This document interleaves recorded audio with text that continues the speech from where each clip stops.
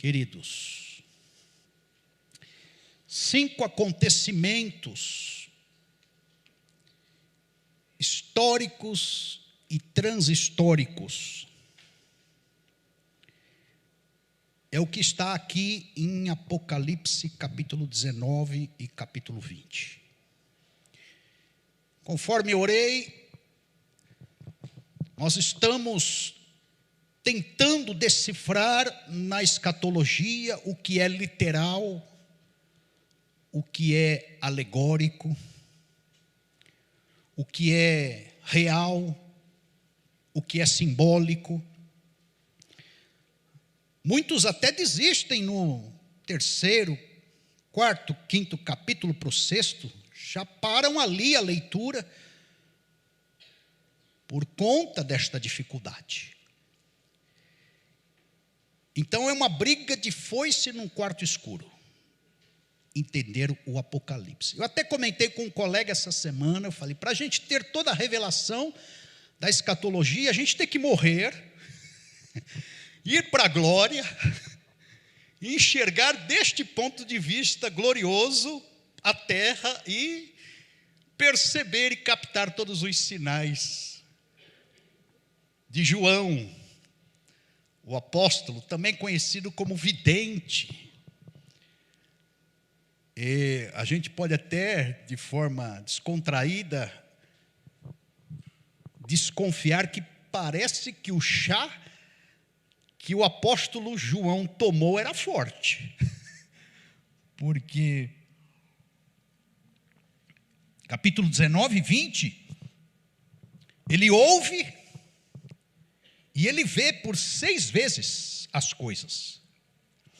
Ele está ouvindo, ele está vendo. Uma sucessão de acontecimentos apoteóticos. São cenas, são quadros. E nós comentamos até semana passada, descrevemos que a grande tribulação será uma sociedade pós-cristã, uma sociedade apóstata, uma sociedade colocando Jesus à parte. O anticristo vai reinar, a trindade maligna vai tomar conta, a besta, o falso profeta. E aqui no início do capítulo 19, começamos a ter esperança, depois daquela grande tribulação que percorremos na semana passada. E a esperança é que, primeiro acontecimento transhistórico, porque se dá no céu, capítulo 19, verso 1 a 9. O cordeiro desposando a noiva. Verso 7 fala que haverá uma boda, as bodas do cordeiro. O ambiente é o céu, o ambiente é celestial. E quando se dará, nós não sabemos. Lembram da semana passada que comentei? A volta de Jesus será inesperada. A nossa impotência em decifrar a data, eu marquei a pregação em Mateus 24, 36, falando, naquele dia e hora ninguém sabe, nem os anjos do céu, mas unicamente o meu Pai. Somente Deus detém esta agenda. E acredito que Ele faça isso para que não fiquemos ansiosos, com pânico, com arritmia no coração, para que a gente não quebre o ritmo da vida, a gente dá prosseguimento à vida e ficamos vulneráveis nas mãos de Deus, crendo constantemente. E para que não haja ociosidade da parte de alguns que querem desistir da vida. Já pensou se Jesus falasse, eu volto amanhã na segunda-feira? Ou eu volto no final de 2020? Seria bom, pelo ano que nós tivemos, o negócio foi árduo. Mas alguns já pediriam a conta do trabalho, já desistiriam das responsabilidades, já abandonariam certas posições e certos cargos. Foi o que aconteceu com o povo em Tessalonicenses. Primeira, segunda carta, o apóstolo Paulo exorta a igreja exatamente neste ponto. Olha, Jesus voltará, mas vocês têm que dar ritmo à vida. Vocês têm que prosseguir a vida continua. Neste sentido, uma frase célebre de Martinho Lutero, porque ele percebeu que ele não detinha a escatologia, os detalhes da escatologia, e ele deixou um conselho, a gente usa esse conselho até hoje, e ele falou assim: viva-se como se Cristo tivesse sido crucificado ontem, houvesse ressuscitado hoje e voltasse amanhã. Então, é um conselho que nos deixa em estado de alerta. Eu não posso bobear, eu tenho que vigiar. E os textos escatológicos de Jesus vão encerrar as cartas, os capítulos falando: vigiai, porque não sabei a hora nem o dia em que o Filho do Homem voltará. Não sabemos, mas o que sabemos é que haverá um casamento, haverá uma celebração celestial, e esta celebração será uma vitória, vitória da igreja, vitória de Jesus. Nós somos, em analogia, considerados a noiva do Cordeiro. O Cordeiro é Jesus. Haverá um casamento celestial, uma festa de comemoração para aqueles que passaram pela terra, para aqueles que serviram a Jesus, para aqueles que foram leais ao plano de Deus. No arrebatamento, entendemos que se dará então essa festa de casamento com a igreja e Jesus. Quem participará, diz Apocalipse 19:9, aqueles que foram chamados, são considerados bem-aventurados, é a igreja do Senhor Jesus Cristo, os lavados e remidos no sangue. Cristo premeditou este encontro. O Senhor Jesus falou em Mateus 8:11, muitos virão do Oriente, do Ocidente, tomarão e se assentarão na mesa com Abraão, Isaque e Jacó no reino dos céus. É um clima escatológico, futurista, glorioso, uma comemoração que nós nem conseguimos imaginar. Será propício esta comemoração por conta da vitória da igreja do Senhor Jesus em ter passado dificuldades, em ter batalhado a fé nessa história, nesse tempo e neste espaço. Diz o verso 8 de Apocalipse 19, que estaremos vestidos com vestes de justiça, linho fino, por conta que seremos os santos do Senhor, os santificados do Senhor. Verso 7 fala de regozijo, de alegria, de glorificação por causa das bodas do Cordeiro. Um acontecimento histórico. Primeiro acontecimento que se dará aqui no capítulo 19, depois da grande tribulação. Que nem os noivos, primeiro namorados, depois noivos. Hoje esse processo é um perrengue, é luta. E eles vão traçando e vão fazendo conta e troca isso por aquilo e pega o negócio mais enxuto e vê que não consegue pagar aquilo que se comprometeu e um contraria e o outro fala, esse casamento não é de Deus. Então são lutas, assim como os noivos vão se preparando e vão se aliançando e vão lutando até chegar o dia do casamento. E parece que no dia do casamento, quando eles sobem no altar, aquele hino de casamento é uma vitória, não é? Tananana, tananana. Aí a noiva deságua e chora, e tem noivo que passa mal, quer desmaiar, e está lá o sogrão olhando firme para ele. Se você fraquejar agora, eu te capo, vai até o final. Então, o casamento é uma vitória, ambos são coroados, assim serão as bodas do Cordeiro. Irmãos, nem que eu sinta, já falei isso aqui, os portais da glória batendo nas minhas costas, nós vamos entrar lá. Eu vou entrar lá. Ah, irmãos, vai ser maravilhoso, irmãos. Deus galardoando, Deus abençoando, Deus celebrando. A gente cantando esses hinos ou outros. O professor de hebraico falava, não, a gente não vai cantar em língua portuguesa, a gente vai cantar em hebraico, a língua de Jesus. Olha só a transformação linguística no céu, falando uma mesma língua. Primeiro acontecimento. Parece um negócio meio distante, impossível, mas é o clima celestial. Nem olhos viram, nem ouvidos ouviram, nem desceu ao coração. É aquilo que Deus tem preparado para os seus santos. A nossa cabeça é muito racional para entender um trecho desse, muito matemática, muito calculista. Vamos ao segundo acontecimento, que é a volta triunfal de Jesus. Eu estou indo aqui na sequência. Mas haverá um casamento e haverá o retorno de Jesus. Nós falamos isso um pouco semana passada. Verso 11.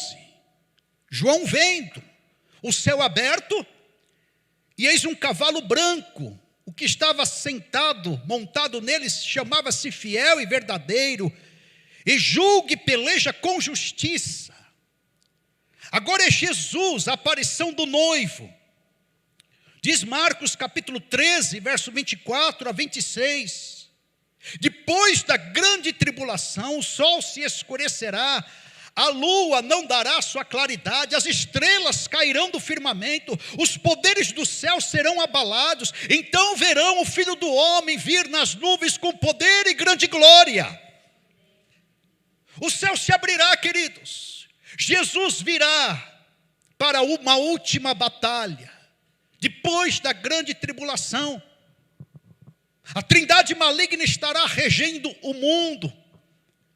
E a descrição do noivo, nesse capítulo 19, ele é fiel, é verdadeiro, em contraste com o anticristo, que é falso e mentiroso. Uma outra característica do noivo que vem, glorioso nas nuvens do céu, com as hostes celestiais. Verso 12 diz que os seus olhos são como chamas de fogo. Então ele perscruta todas as coisas, ele enxerga tudo. Terceira característica desse que vem, é que na sua cabeça haverá muitos diademas. Isso aponta para a supremacia, para governo, para autoridade.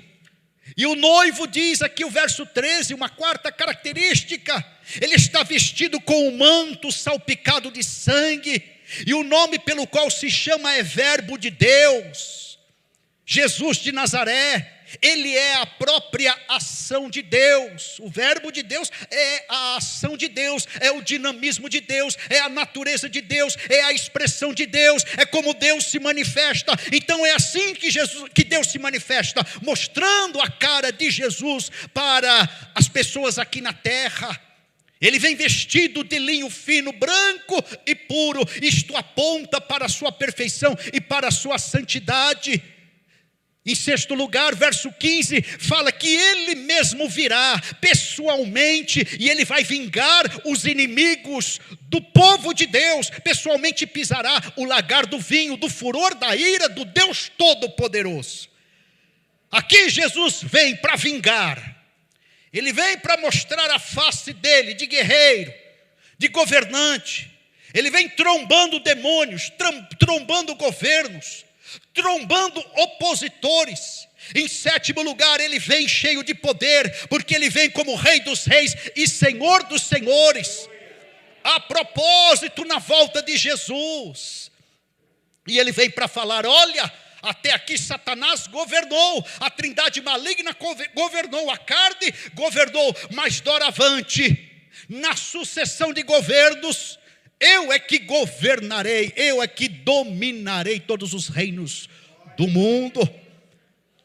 Este é o segundo acontecimento histórico. O mundo ficará embasbacado com o retorno de Jesus. Será maravilhoso, queridos. E aí vamos ao terceiro acontecimento histórico. Porque quando ele vem, ele derrota Satanás de forma cabal. Enquanto a igreja verdadeira, a noiva do Cordeiro, é honrada nas bodas do Cordeiro, a meretriz, a falsa igreja é julgada por Jesus, porque ele vem para julgar. Ele vem com fúria, ele vem com juízo, ele vem com o cálice da ira de Deus.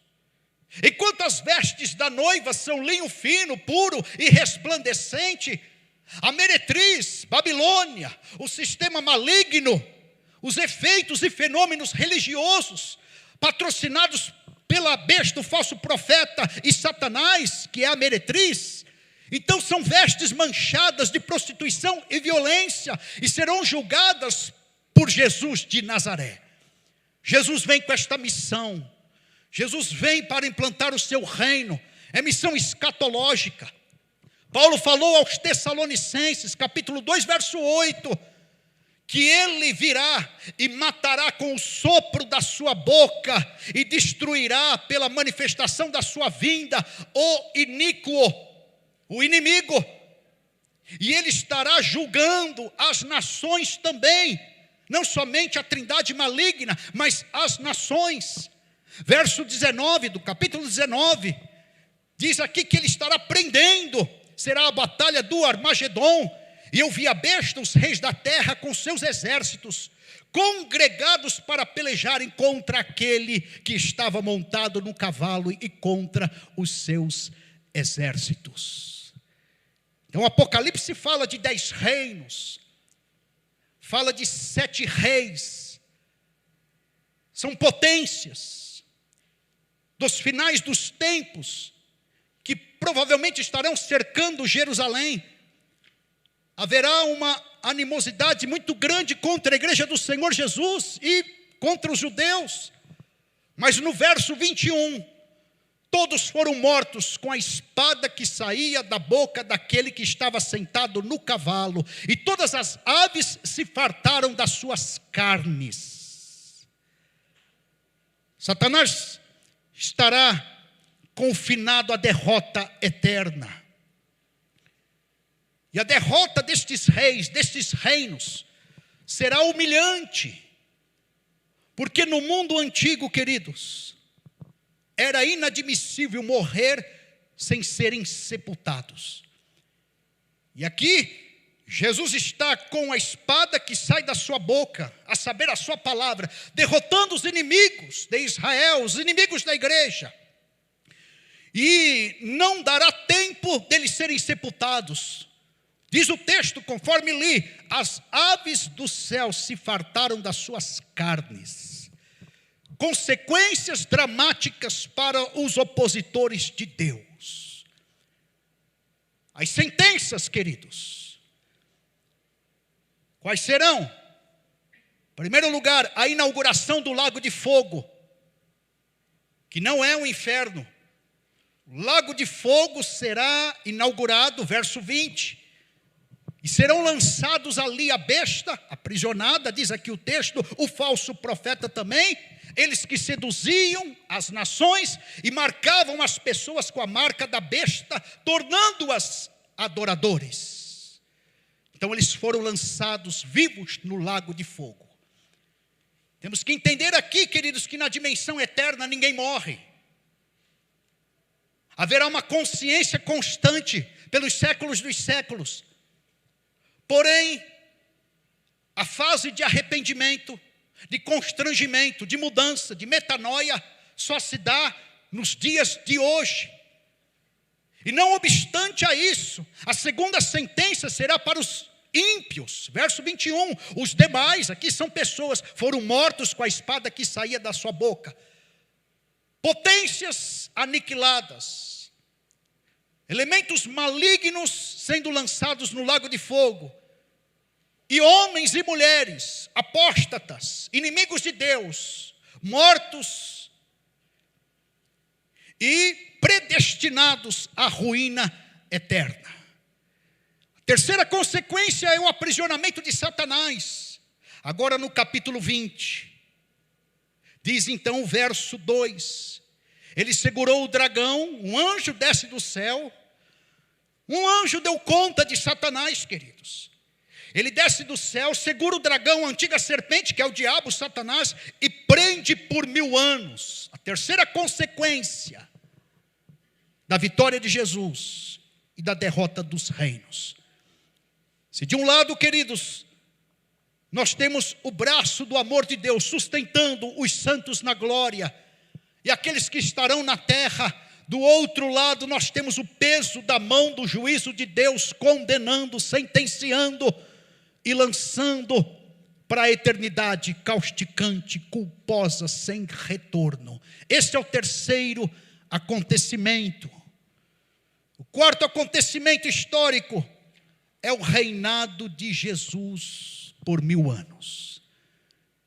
Então Satanás é preso por 1000 anos, besta e falso profeta inaugura um lago de fogo, uma mortandade jamais vista na face da terra.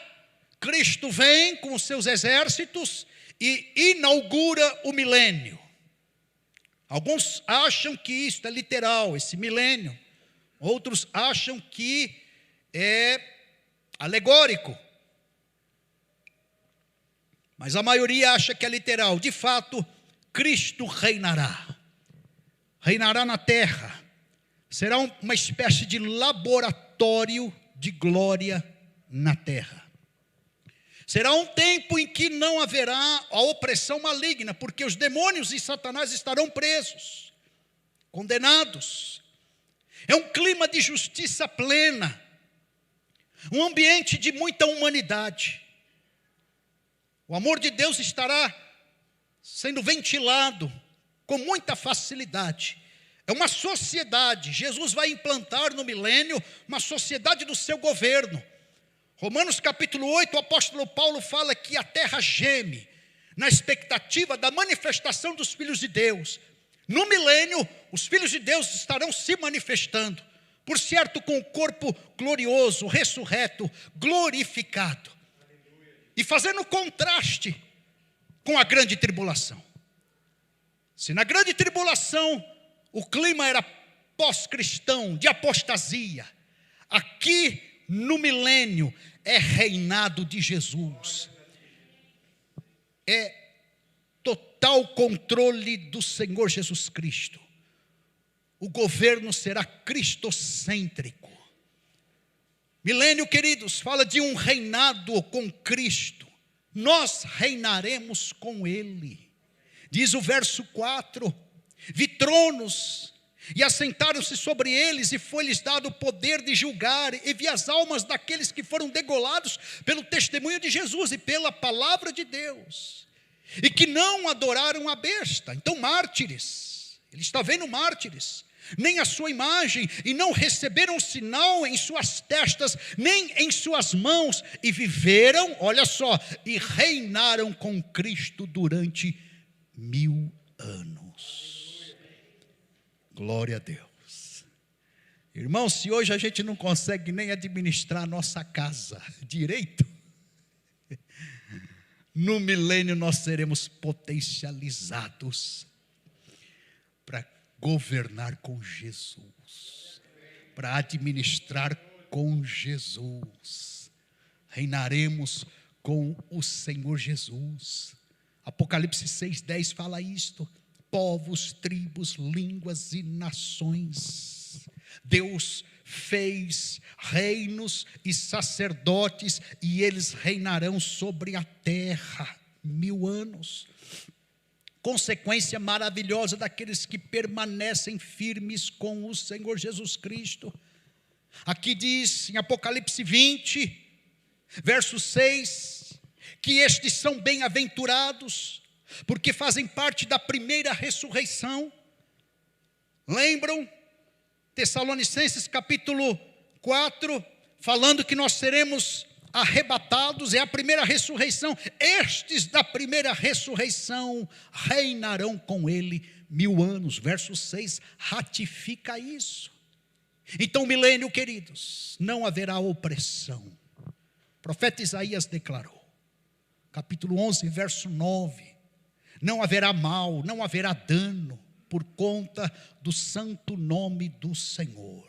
A terra se encherá da sua glória. Isaías 2:4 fala que não haverá guerra. Cristo estará reinando, será um tempo de paz. A guerra não ventilará. A velhice, Isaías 65:20, diz que uma criança, uma pessoa, digo, de 100 anos será uma criança. As pessoas estarão, os que sobreviverem e passarem, uma gama de pessoas passarão pela grande tribulação e adentrarão ao milênio. Eles morrerão com longevidades. Zacarias 14:9 fala que ali não haverá idolatria. O Senhor será o seu rei sobre toda a terra. O seu nome será adorado, glorificado, só haverá uma divindade. Cadeia alimentar não haverá. Olha só, o equilíbrio na natureza, a sustentabilidade. Isaías 11:6 diz que o lobo habitará com o cordeiro, o leopardo se deitará junto ao cabrito, o bezerro e o leão novo, eles estarão juntos. Maravilhoso esse clima. As pessoas experimentarão e perceberão que não é nem direita, não é nem esquerda, não é nem o centrão que terá razão. O governo de Cristo será implantado e ele estará com justiça plena. Porque é difícil implantar uma justiça hoje. Pode for a ideologia política que for, por conta da queda, isso não vinga, não tem resultados. Mas Cristo dará resultados nesse governo milenar dele. Haverá salvação, Isaías 35:8. Eu gosto dessa expressão, porque nem os loucos errarão o caminho. Pessoas ressurretas, pessoas com os corpos glorificados. A igreja divina sobre a terra reinará no milênio. Pessoas naturais, recém-nascidos.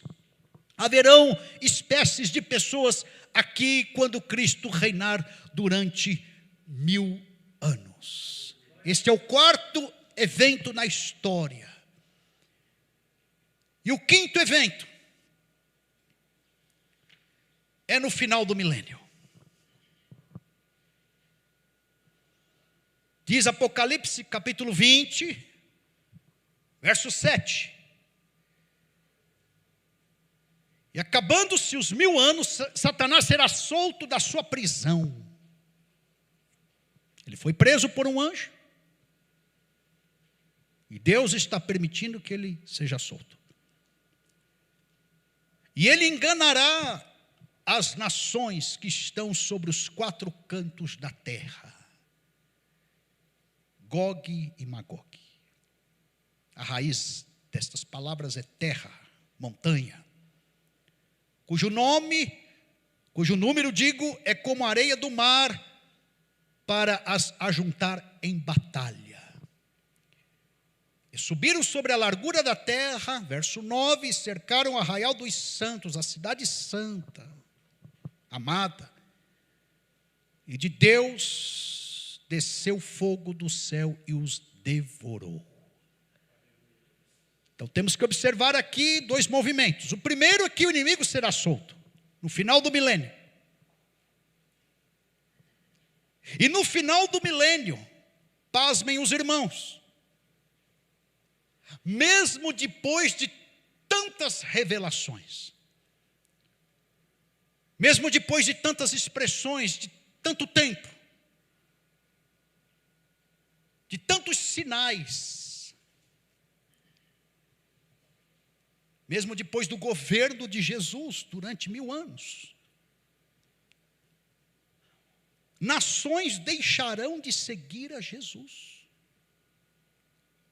Mesmo num período de um clima espiritual leve, porque Satanás preso com os demônios e um clima totalmente cristão e não mais anticristão ou pós-cristão, clima leve, um jugo suave, uma facilitação na vida, harmonia na natureza, sem cadeia alimentar, homens potencializados em viver a vida abundante do Senhor Jesus. Mesmo depois de tudo isso, nações optarão em se inclinarem para Satanás, se deixando enganar pelo inimigo.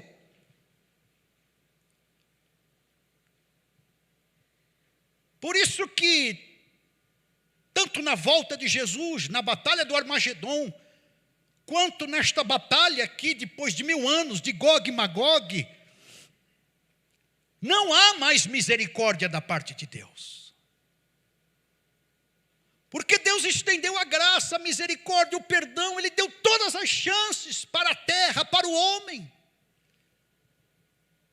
Deus foi muito benévolo em esticar a graça, em esticar a agenda, em esticar o tempo, em não vir com um juízo imediato. Os irmãos estão percebendo a longanimidade de Deus.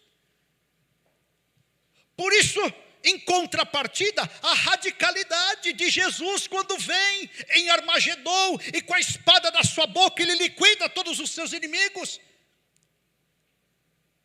Radicalidade da parte de Jesus e radicalidade da parte de Deus. Interessante, queridos, é que não há batalhas. Na verdade, não há batalhas. Jesus vem e com a espada da sua boca ele liquida. E agora desce fogo do céu, da parte de Deus, e ele também liquida. Deus, quando vem para resolver, ele resolve. Ele vem com sentenças. Ele vem recapitulando a história. Ele vem sinalizando o seu poderio. Ele vem fazendo a sua peneira. Ele vem com a balança certa. A gente pensa, mas Deus, Ele está sendo injusto por conta disso. Na verdade, não. Porque depois de todos esses sinais, os homens optam por Satanás, por serem enganados. A longanimidade de Deus cessa. Ela tem data de validade. E nós vemos aqui, no verso 10, do capítulo 20, o diabo que os enganava foi lançado no lago de fogo e enxofre. Onde está a besta, o falso profeta. Preste atenção aqui. E de dia e de noite serão atormentados para todo o sempre. Tem alguns que, numa hermenêutica bem relativista, acham que esse todo sempre também tem data de validade. Eu não quero pagar para ver. Eu entendo que para todo sempre é de fato eternidade. Não vamos flertar com Deus, chegar lá e descobrir que não é que todo sempre era todo sempre mesmo. Que a hermenêutica de meia dúzia de engraçadinhos estava errada. Vamos ficar com a palavra. Eu acho mais seguro, mesmo na nossa singeleza de interpretação. Está aqui, queridos. Lago de fogo, inaugurado. Agora o inimigo está lá. Separação.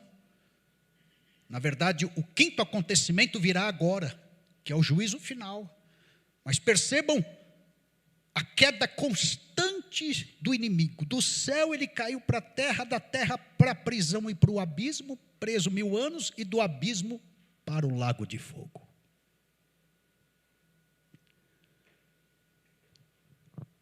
Essa é a sequência do juízo de Deus. E é o quinto acontecimento histórico, o juízo final. Capítulo 20, verso 11 a 15. E vi um grande trono branco, e o que estava sentado sobre ele, de cuja presença fugiu a terra e o céu, e não se achou lugar para eles. É o juízo do grande trono branco.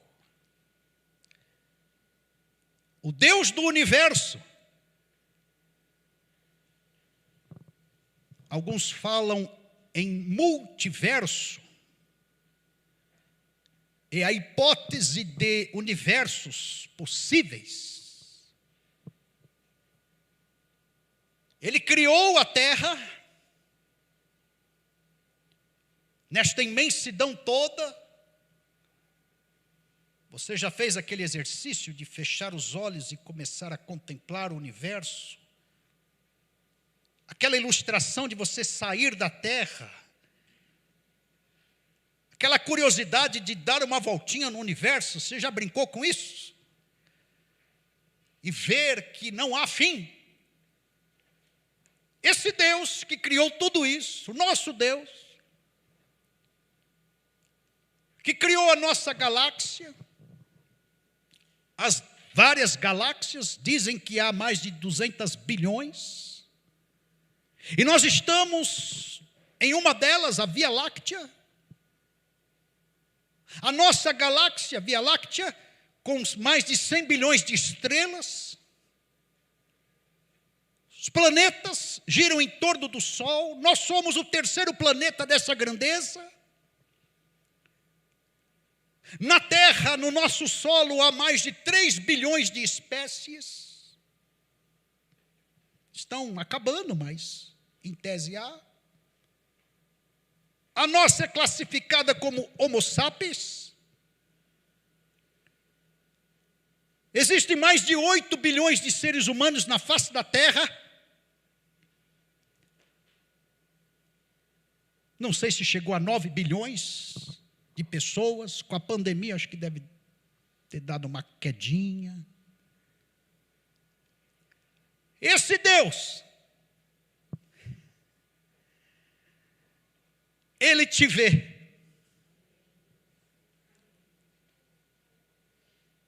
E nós temos um encontro marcado com esse Deus no juízo final.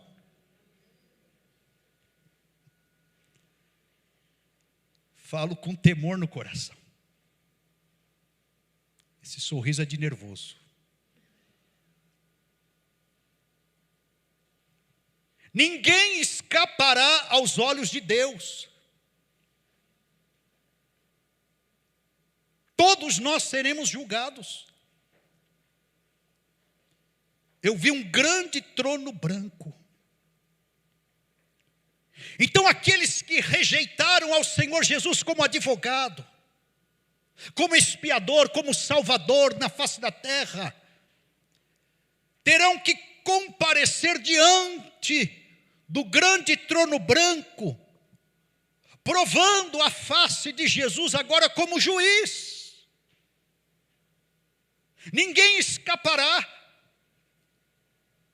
E Jesus declarou em Mateus 10, todo aquele que me confessar diante dos homens, eu o confessarei diante do meu Pai Celestial. Será esse momento aqui, momento de morte, momento de tribunal, momento de juízo final. Mas aquele que me negar diante dos homens, eu também o negarei diante do meu Pai que está nos céus.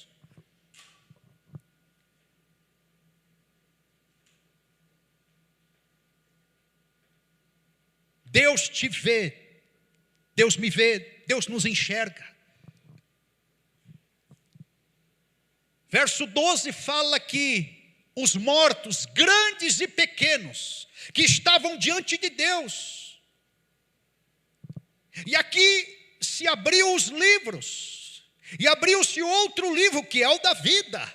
E os mortos foram julgados pelas coisas que estavam escritas nos livros, segundo as suas obras. Juízo de Deus, queridos. O verso 13 fala que o mar deu os seus mortos, a morte deu os seus mortos, o inferno, olha só, para quem acha que o inferno não existe. O inferno é um estado intermediário para quem morre hoje. É a recepção do lago de fogo. O ímpio que morre sem Cristo no coração hoje já vai para o inferno. E o inferno dará aos mortos. E o verso 13 fala que eles também foram julgados segundo as suas obras. Eu não sei por que ainda inventam religiões aonde há meio termo. Eu não sei aonde tanta criatividade humanista de criar atalhos. Eu não sei onde há tanto engodo de filosofias que deixam os homens viverem ao seu bel prazer. Eu não sei, porque a palavra de Deus, que é palavra final sobre o destino eterno do homem, ela fala somente de dois caminhos. Não há meio termo, não há meia salvação. Não há meia expiação, não há religião que não salva definitivamente. Não há um Deus que brinca com o destino eterno das pessoas, não há. O que há? Um Deus sério, um Deus que ama, um Deus que é leal àqueles que são leais à sua aliança. Por isso que Provérbios 14:12 falou: há caminhos que para o homem parece direito, mas o fim deles é morte. E volto a dizer, não pague para ver, chegando do lado de lá da morte e descobrir que você pegou o atalho, caminho errado, se deixou enganar, ludibriar por Satanás, pelas filosofias ou pelas religiões de homens malignos. Não pague para ver. Mas Provérbios também vai falar, verso 32 do capítulo 14, mas o justo ainda morrendo há esperança.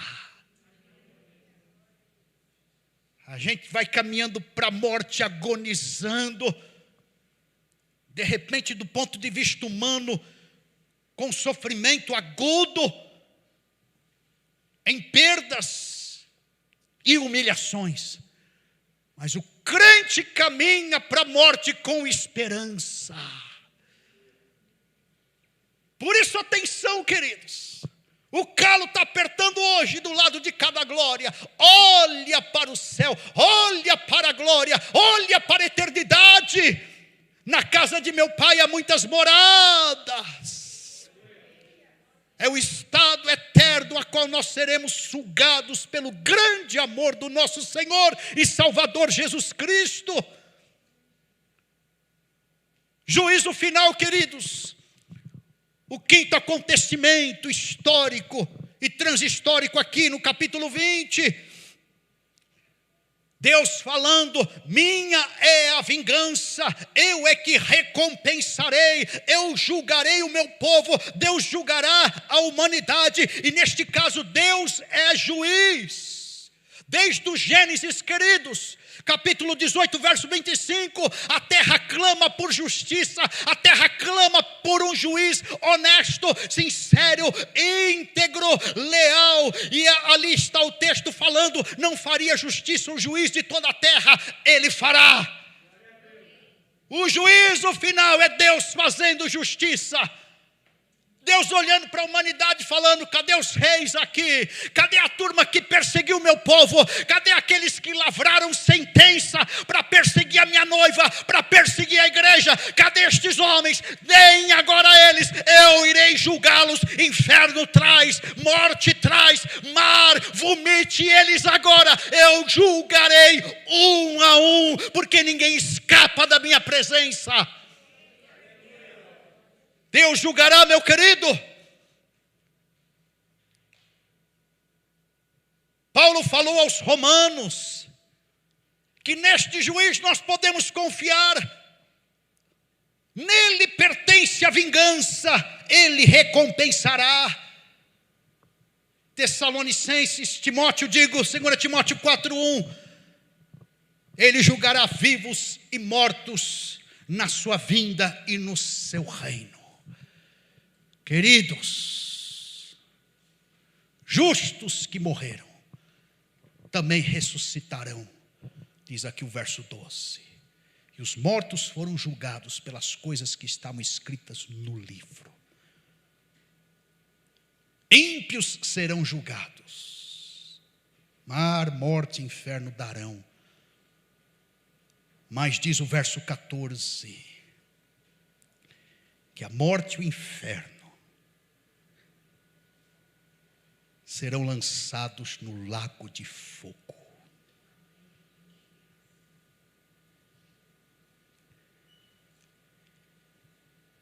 Que é a segunda morte. Nós ficamos amedrontados com a morte, com o arrepio dela, com as suas ameaças, com os seus instrumentos, com os seus elementos. A morte é efeito direto do pecado, lá do Éden. A gente não gosta de pensar muito nela. Estamos pensando um pouquinho mais por conta dessa Covid-19.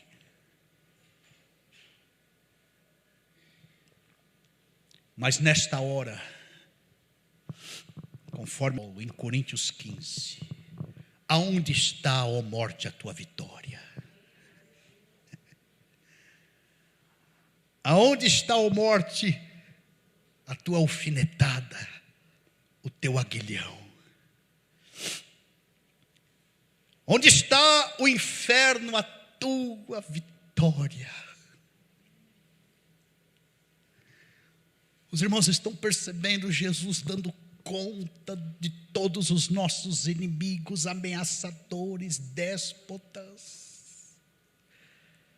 A gente se borra por causa da morte, estará vencida. A gente fica com medo de repente, perder a salvação e cair no inferno, estará vencido. A gente fica amedrontado com os aguilhões das anulações que sofremos nesta vida, com os pecados. A gente fica ameaçado com receio de perder a salvação.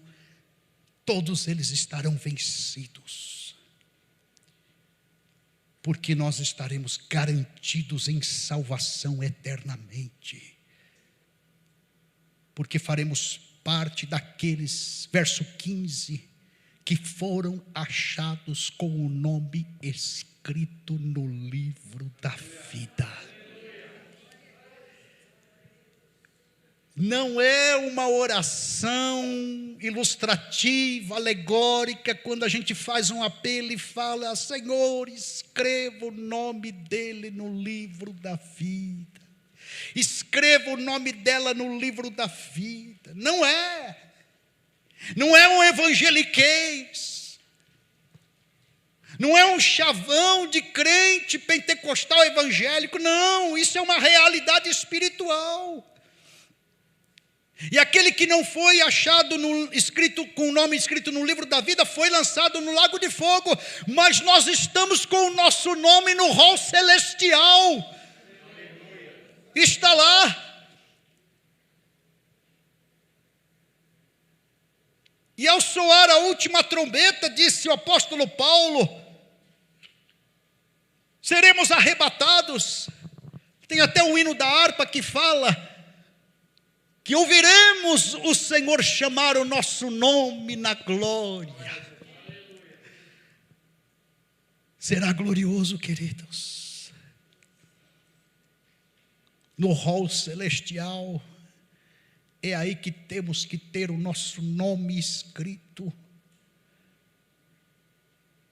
Nós estaremos eternamente com o Senhor. E eu faço uma observação, porque verso 12 e 13 ele fala, segundo as suas obras, e dá a entender que a salvação então é pelas obras.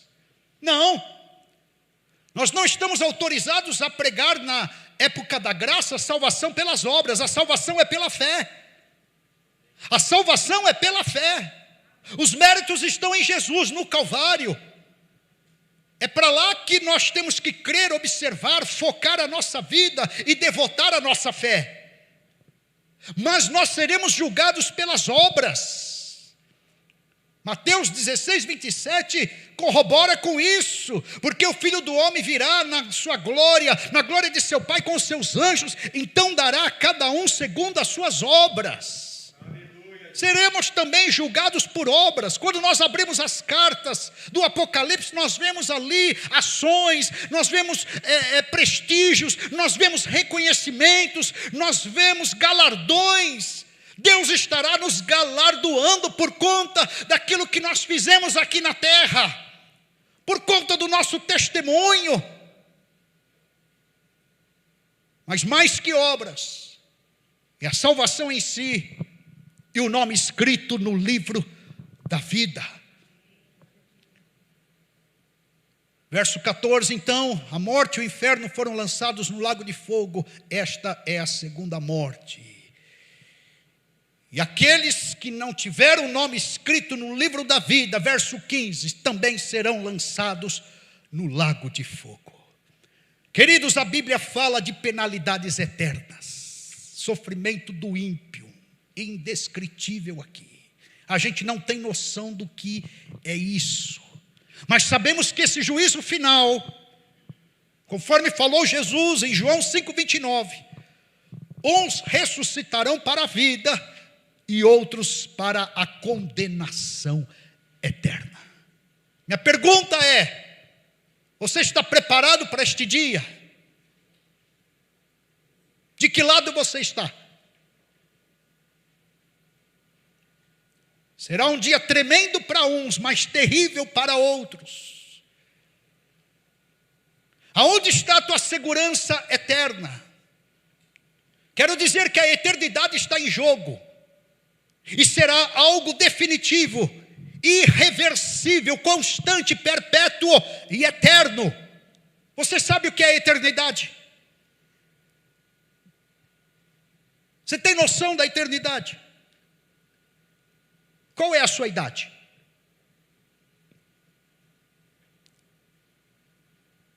Eu gostei muito da declaração do pastor Ricardo Goldin sobre eternidade.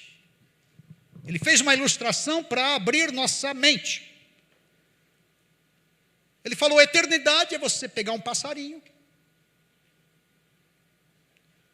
e dar a seguinte missão para ele: ele ir até a praia, pegar com o bico um grãozinho de areia e viajar com esse grãozinho de areia até Netuno, o último planeta do sistema. Eu pus um número aqui. Ele vai demorar 10 mil anos para chegar lá com esse grãozinho. Ele põe o grãozinho lá no Netuno. Aí ele volta. 10 mil anos. A missão dele é essa: pegar todo o grãozinho de areia do planeta Terra e levar para Netuno.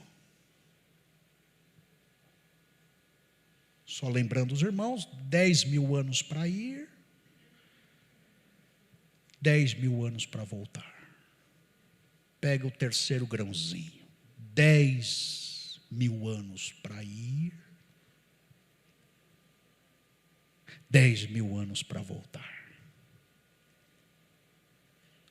Quarto grãozinho.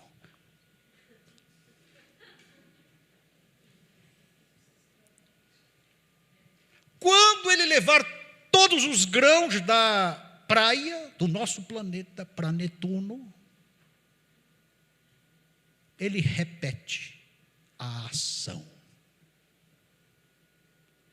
Agora ele pega todos os grãos que ele depositou em Netuno e ele reconstrói a terra. E ele vai zigue-zagueando com esse grãozinho de areia de 10 mil anos em 10 mil anos. Na verdade, ele nunca parará de transportar o grãozinho de areia de 10 mil anos para lá e para cá. Olha para mim aqui, meu irmão. Você está entendendo? O que está em jogo? Tua malcriaçãozinha, tua birrazinha, tua resistênciazinha, tua opiniãozinha, tua rebeliãozinha. Você está entendendo o que está em jogo, meu irmão? Minha irmã? A eternidade. Essas coisas acontecerão. Conforme eu orei aqui, os detalhes a gente quer saber, não tem. Mas virá uma grande tribulação, arrebatamento, bodas do Cordeiro, galardões, milênio, juízo final. Semana que vem, não falte, eu vou falar sobre o capítulo 21 e 22. Mas é para pensarmos.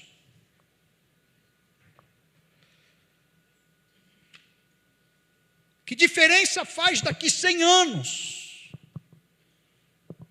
Se você morou num palacete ou numa casa de madeira, que diferença faz? Você vai estar morto.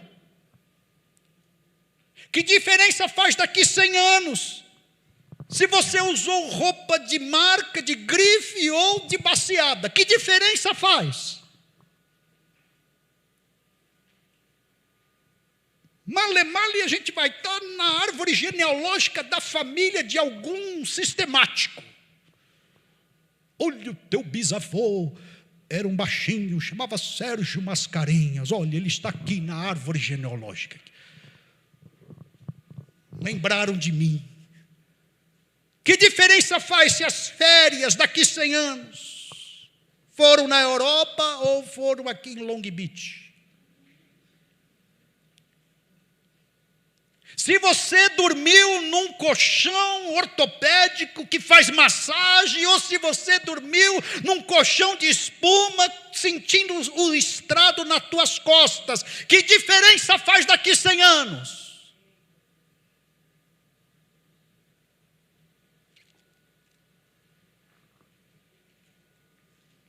Se você mora num bairro nobre ou num bairro dito periferia, que diferença faz? Daqui 100 anos.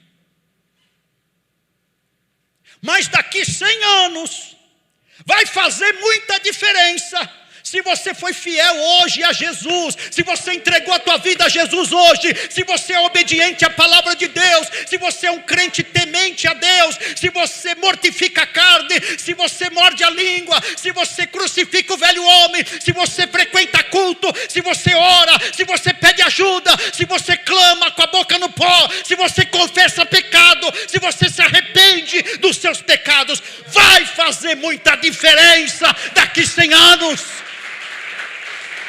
Aí vai fazer diferença.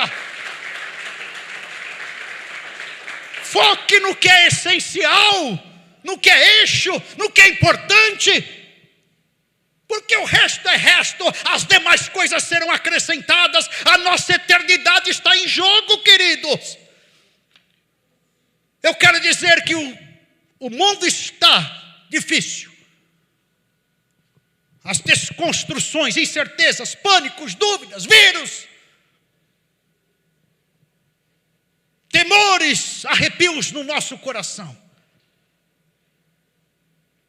Mas eu quero dizer que, aleluia, o nosso futuro não é incerto. O nosso futuro não é incerto.